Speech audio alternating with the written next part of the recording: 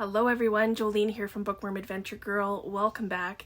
And if you are new, thanks so much for checking out my channel. Please hit subscribe and stick around.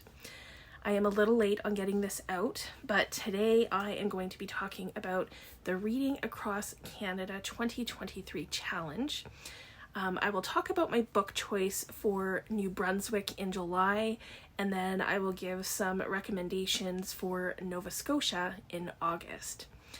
If you don't know what the Reading Across Canada Challenge is, it is basically a reading challenge to get people reading more Canadian literature, more Canadian authors and stories, or CanLit as we call it. So each month we focus on a different province or territory, and we have a prompt for anyone who wants to follow the prompts. But I will say this again, you don't have to follow the prompts. The only thing you really have to do to take part is to read some Canadian authors. So I will leave a link to my introductory video in the description box where you can learn so much more about it. And I will also leave links below to the tracker that you can use, and I will have the schedule and the prompts below as well. So during the month of July, we were in New Brunswick, and if you are following the prompt for New Brunswick is to read a book about family. And I'm going to share the book that I chose to read for this, for July, and then I will go through some potential options for August if you're looking for something. So that's when we travel to Nova Scotia. So first, New Brunswick. It is the largest of the Maritime provinces, and it is one of the Atlantic provinces. It was also one of the 4 original provinces to join Canada in 1867. I just learned that. It is the 3rd smallest province in size. It only has 8 cities, and there are 6 cities in Canada that have populations bigger than the entire province of New Brunswick. So the Bay of Fundy is it's quite beautiful, and it's along one of New Brunswick's coast, and it has the highest tides on Earth. New Brunswick is known for its lighthouses and covered bridges. There are 60 lighthouses along its shoreline and over 50 covered bridges scattered throughout the province. When my dad and I took a trip there, he made me go to many of the covered bridges. It also includes the longest covered bridge in the world. If you are a fan of French fries, then you might like to know that 1/3 of the world's frozen French fries come from New Brunswick. Many things that we use today were invented by people from New Brunswick, like snowblowers, crossword games, combining the hot and cold water faucets in showers, and the dump box for trucks. The Ganong brothers are the first in Canada to produce lollipops, to use cellophane for packaging, and to make peppermint rolls, and to sell Valentine's candy in heart-shaped boxes, all from New Brunswick. Probably the most broadly well-known famous person from New Brunswick that I thought would be the most anyway is Donald Sutherland, who was born in St. John, New Brunswick. So as you can imagine, there are some very talented writers from this province as well, and I talked about several of them in the last Reading Across Canada video that I did. And the book that I chose to read for New Brunswick, and it totally fits the prompt of a book about family, is Mercy Among the Children by David Adams Richard.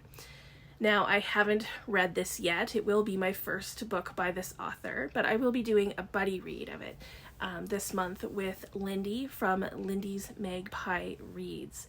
So I'm really looking forward to getting to this, and I will keep you posted on how that goes.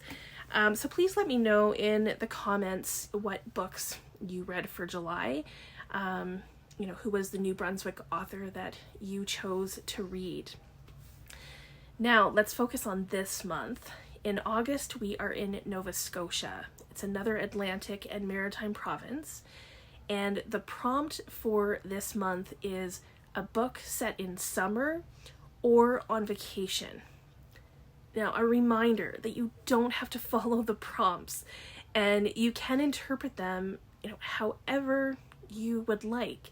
So reading a book set in Nova Scotia or written by someone who was born in or lives in Nova Scotia, those totally count. That's the whole point. So I mentioned earlier in the challenge that, as we go further into this challenge, it might get more difficult as we are getting to provinces with less population.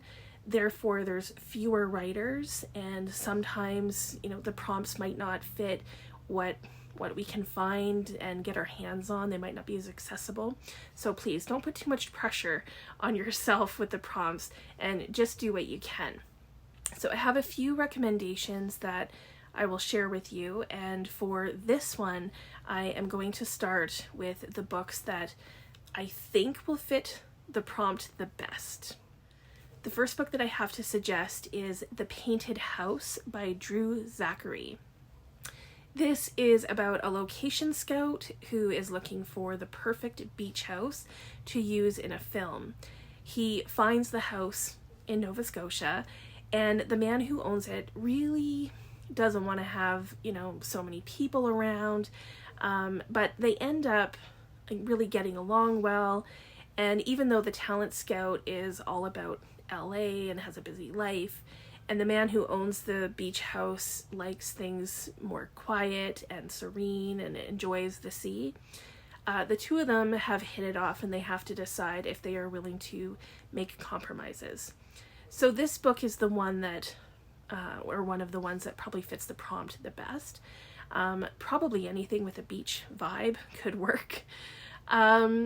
That leads me to my next suggestion, which is The Grave Savers by Sherry Fitch.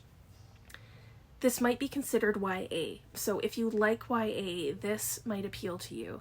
This is about a 12-year-old girl who gets sent to spend the summer with her grandmother in Nova Scotia. And while she's on the beach, she finds the skull of a child. And this connects her to the Titanic. So I'm intrigued by this storyline, and I'm also intrigued by, a coming-of-age story and how this girl's relationship with her grandmother will hopefully develop and affect her. My next recommendation isn't actually CanLit, but this series takes place in summer in Nova Scotia, so I'm putting it on the list. The series is called Nova Scotia Summer Series by Luann Rice. There are 2 books in the series. The first is called Summer's Child, and the second book is Summer of Roses. So this duology has mystery, a love story, and loss. It has to do with facing our past and making decisions for the future. I think ultimately they seem to be stories about hope. So those are the summery vacation beach vibe books that I have to offer. Please let me know if you have other books that you can recommend. Please put them in the description box below, so others who are also looking for something different, they'll be able to check those out.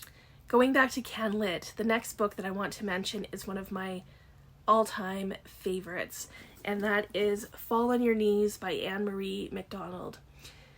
This story is set in Cape Breton, which is part of Nova Scotia. So if you happen to find anything Cape Breton related, it would definitely work for this as well. So this story follows 5 generations of the Piper's family through the 4 sisters. And we learn of the secrets they are all keeping. This book is tragic and heartbreaking and compelling and beautiful. I absolutely love it. So I highly recommend this one. Next up is an author who lives in Nova Scotia, and that is Amy McKay. I have all of her books, but I am going to highlight 3 of them. First up is The Birth House, which I think is probably my favorite of hers. Yeah, I think so. This book takes a look at childbirth, midwifery, motherhood, Basically, a midwife and her apprentice help people in a small town in Nova Scotia. And when a new doctor comes to town, their ways begin to be questioned by the community. And then there's the Virgin Cure. And this follows a young girl named Moth who is abandoned in the streets of New York. And Moth is fierce and independent and is among the world of thieves and prostitutes, and she must make a way for herself. So if you like books set in New York, and if you like stories with witches, you might also like Amy McKay's book, and I didn't grab it, but it's The Witches of New York. So this takes place when Moth from the Virgin Cure is an adult. She and another woman have opened up a tea shop, and one day Beatrice Dunn shows up looking for work. So the two women, they take her in, but they differ in how best to train her and use her abilities. She has some abilities.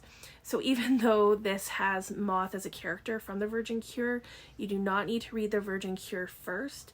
It's not considered a series, although there is a follow-up to The Witches of New York that is considered a sequel. I have 5 more books to suggest, and all of these are by authors who were born in Nova Scotia. Some of them still live there. First up is Lyndon McIntyre. So I've read The Bishop's Man by him, which is actually the second book of his Cape Breton trilogy. And it was a Giller Prize winning book. I can't remember which year.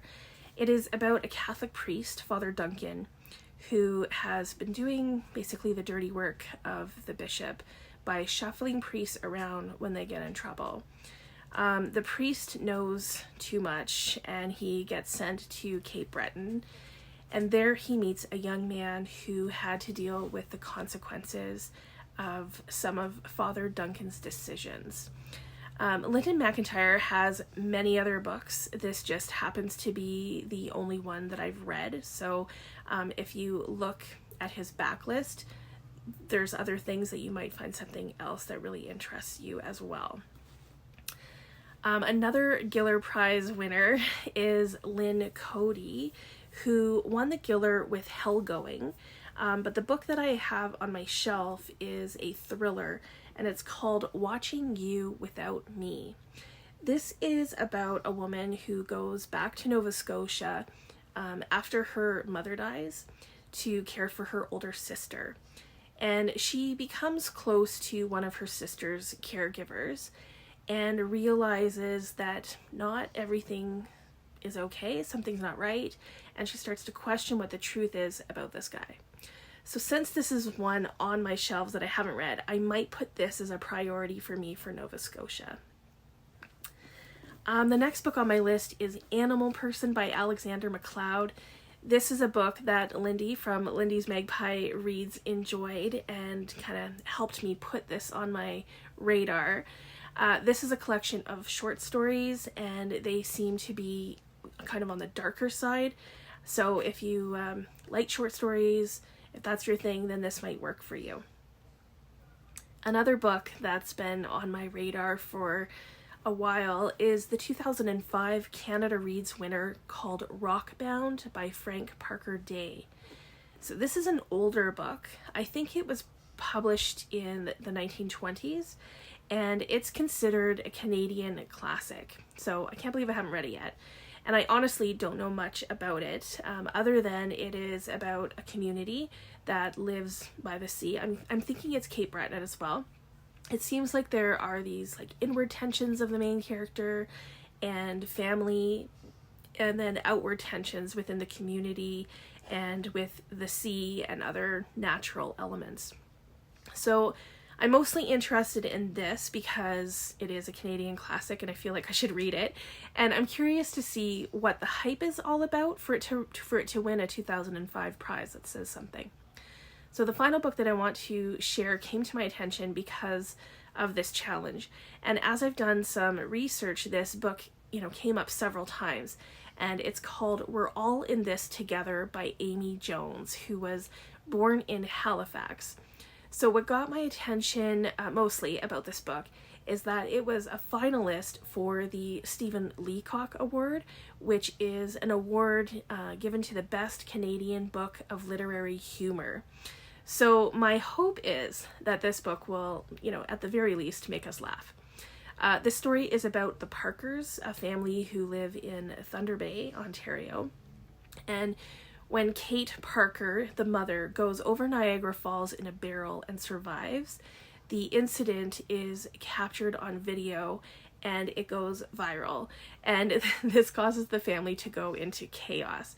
So I can definitely see some potential for humor in this one. So these are my suggestions for August when we are reading for Nova Scotia. Please let me know if you are reading along. Let me know what you read for New Brunswick and the month of July. If you already know what you're reading in August for Nova Scotia, please let me know about that too. And if you have more books to add to the recommendations list, I'm always happy to hear about those, so please share those. I look forward to chatting with you in the comments. As always, thank you for watching. I hope you enjoy the rest of your day, and don't forget to make every day an adventure.